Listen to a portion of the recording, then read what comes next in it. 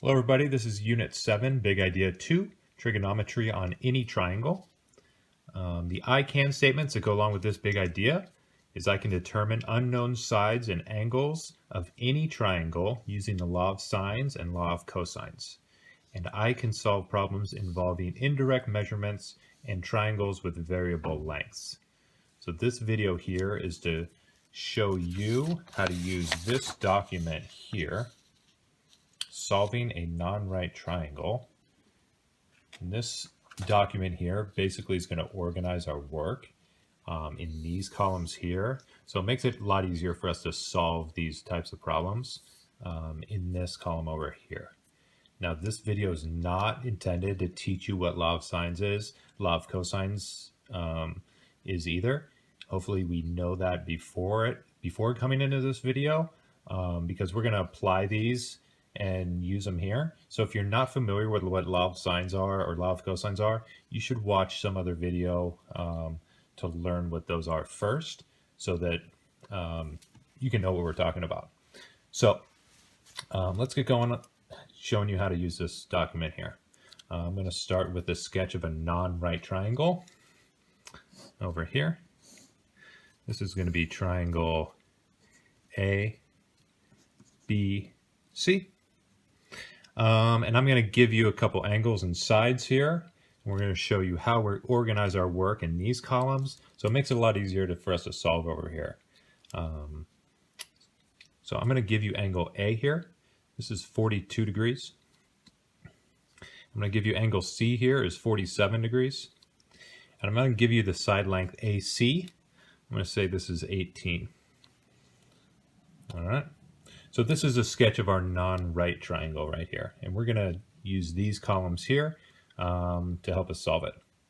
So what are we solving for? What we're going to do here is I'm going to give you a side length. We're going to solve for this side length here, side A. Notice that the little a is going to be opposite the big A. The big A is the angle. And then opposite that side is going to be the little a, the side. I'm going to solve for side A here.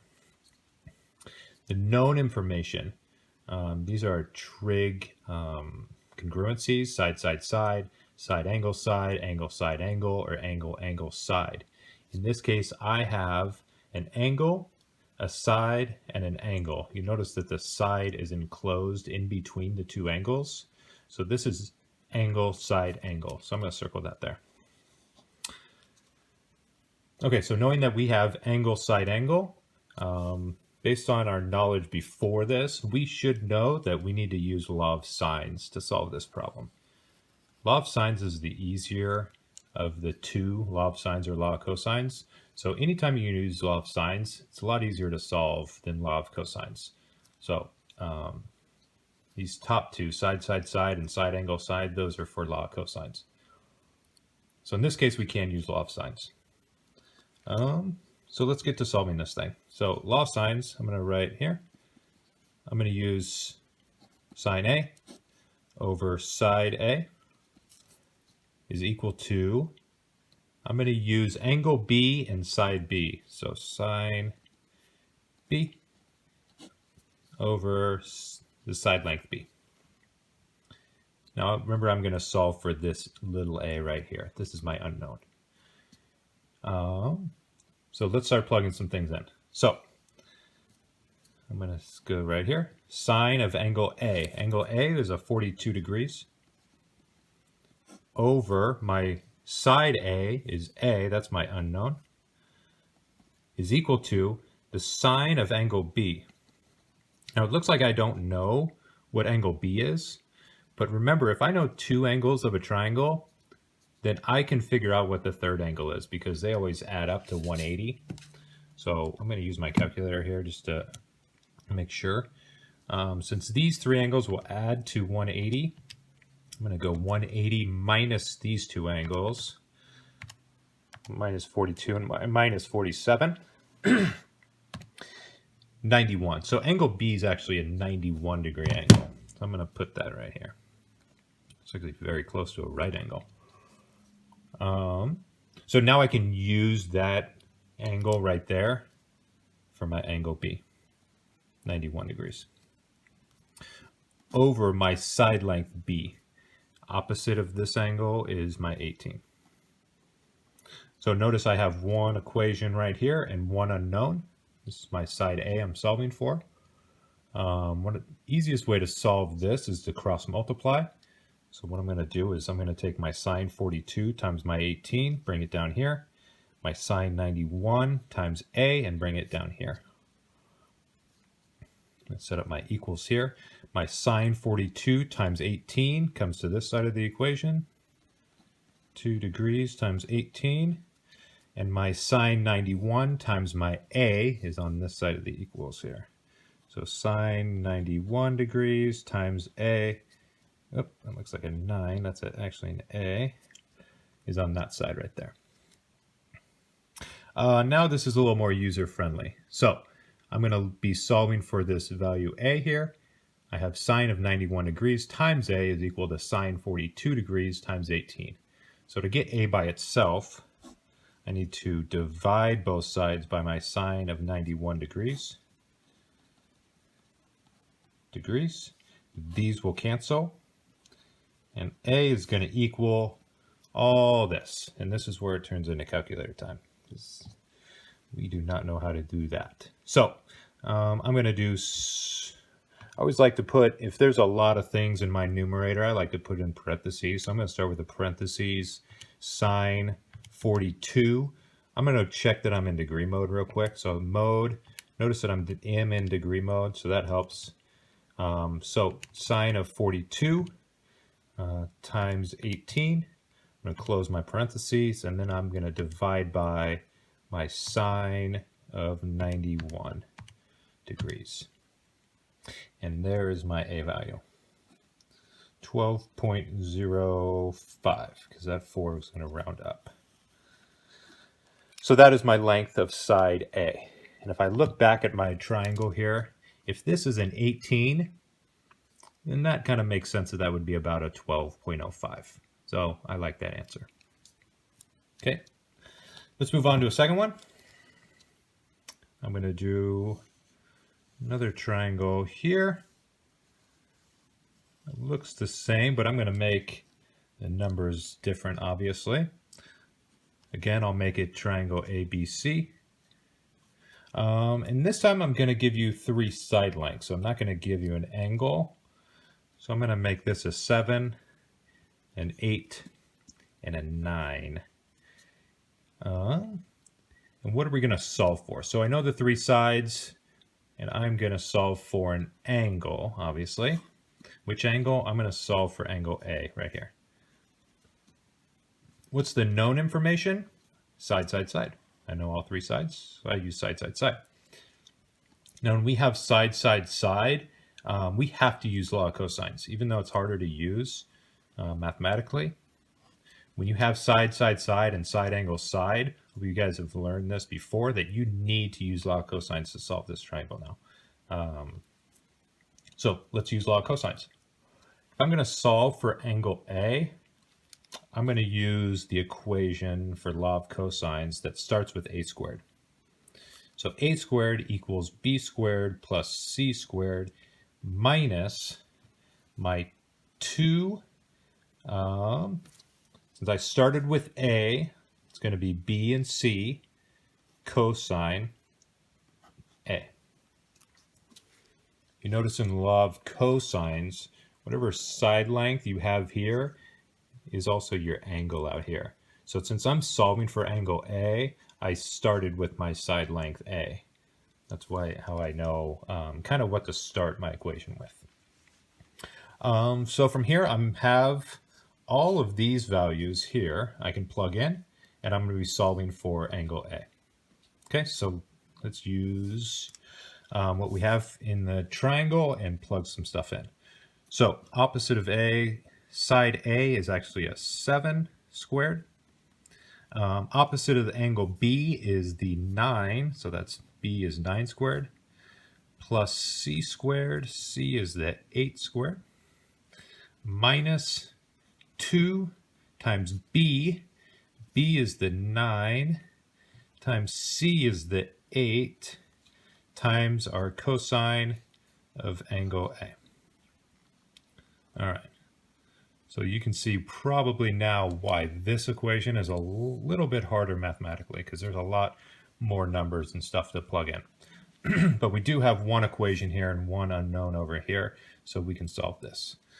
So let's do another step here and simplify some of our squared. So we have 7 squared, that's 49, is equal to 9 squared is 81, plus 64, minus 2 times 9 times 8. I'm just going to make sure this one, 2 times 9 times 8 is 144. So minus 144 times our cosine of angle A. All right, so now we need to move everything that's not in our A here to the other side of the equals. So let's move this 81 over, subtract the 81, let's subtract the 64. And we have to do that to both sides of the equals. So these cancel. And let's do a new line there. Sorry, I got a glare there. So I have a 49 minus 81 minus 64. So on this side of the equals, I have my 49 minus 81 minus 64. And that is a negative 96. Keep my equals sign going down. This canceled, and I'm left with a minus 144 times cosine A. So now I'm in a little bit more manageable position here. Here I have multiplication, a negative 144 times cosines A. So to get rid of that, I need to divide it on each side. Divide by negative 144. This will cancel on this side. On my calculator, I have my negative 96 divided by my negative 144. Gives me, ooh, that's 2/3, isn't it? Okay, I'll play with that. You could do 2/3. You could also put whatever the decimal approximation is. So 2/3 is going to be equal to my cosine of A. And I've ran myself a little bit out of room, but that's okay. Now we have cosine of angle A is equal to 2/3. So to undo the cosine operation, I need to do the inverse cosine operation. So I need to do the inverse cosine on both sides. Inverse cosine on both sides.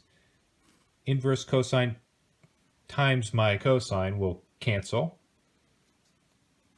leaving just the A on one side of the equals. Now if I do the inverse cosine of 2/3 of, that is going to give me what my angle A is equal to. And I got a 48.1. I'm going to round that 8 up to a 9 because there's a 9 after it. So that is what angle A is equal to. And we'll put a degree sign because it is an angle. And if I look back at my triangle, that does kind of make sense. That's about a 48.19 degree angle. So that makes sense. That's good. All right, let's do our last problem. It's actually going to be a word problem.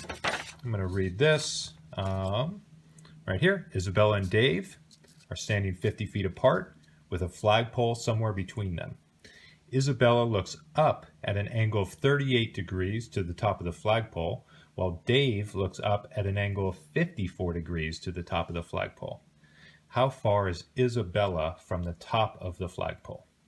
So I'm going to come back here and I have to sketch this correctly. That's the importance. When you get a word problem, you got to make sure you sketch it correctly or you really have no chance moving forward. So the problem said that Isabella and Dave were 50 feet apart. So I'm going to make Isabella here. I'm going to put Dave over here. I'm going to put they're 50 feet apart. And it said there's a flagpole in between them. So the flagpole's anywhere in between them. We don't really know where it is. But I'm just going to put it right here. I'm going to put a little flag there because why not? And it gave us some angles. Let's look back at that. So it says Isabella looks up at an angle of 38 degrees to the top of the flagpole. So I'm going to go back here. Isabella's looks up to the top of the flagpole at an angle of 38 degrees. Okay. And what was Dave? Dave looks up at the flagpole 54 degrees to the top of the flagpole. So Dave is something like that. He's got an angle of 54 degrees. Okay, flagpole, I'm going to label this an F just for flag. So now we have a triangle with Isabella, Dave, and the top of the flagpole. We have a 38 degrees here, 54 degrees here, and we know that they are 50 feet apart from each other. Now, solving for, that's a good question. What are we solving for? Let's go back to the question. It says, how far is Isabella from the top of the flagpole? So I'm looking for the distance, Isabella, to the top of the flagpole. I'm looking for this side length right here. Okay? So this side right here. What's my known information? Well, let's look at this triangle. We know an angle. We also know this side, and we know this angle right here. Just like this first one here, we have angle, side, angle. So I'm going to circle that right there. And just like the first one, we use the law of sines for that. All right. So we've drawn our thing correctly. That's the most important part. If you can't read and draw the triangle correctly, then it really doesn't matter what you do through here, because you're going to have some weird triangle that doesn't make sense. So making sure you read the problem correctly and drawing it correctly is pretty important for word problems. So let's do law of sines. We have sine of angle, let's see. We have angle, what are we going to use here? We're solving for side D. We also know this angle up here because we know these angles. So let's use F and side F. We're going to use sine of angle F over little f is equal to D and D. So sine of D and little d. And little d is what we're solving for. Okay, so let's figure out what angle F is equal to. Go back to my calculator here. I have a 38 degree angle and a 54. I need to figure out what F is. So 180 minus 38 minus 54 is an 88 degree angle up there. So this is an 88 degree angle. Now I can plug my three things in here and then solve for my fourth. So sine angle F is 88 degrees over side F is 50 is equal to sine of angle D is 54 degrees over my unknown side length D. Again, I'm going to cross multiply and bring those down. Sine of 54 degrees times 50 is equal to sine of 88 degrees times D. To get D by itself, I'm going to divide by sine of 88 degrees. Divide by sine of 88 degrees. This will cancel. My length D is equal to, put it in the screen there, sine of 54. I'm going to use my parentheses again. I want to make sure all my numerators in parentheses. Sine 54 degrees times 50 divided by sine of 88 degrees. And there we go. 40.4, and that 7 rounds up to an 8. And then let's look back at the triangle just to make sure it makes sense. If this is 50, that would make sense that this is about 40.48. So I like it. That makes sense to me. And that is it. All right. Thanks for watching. This is how you use this document here to organize your work. You organize your work here. This is where you solve it. You can find the link in the description below. Thank you very much. Bye.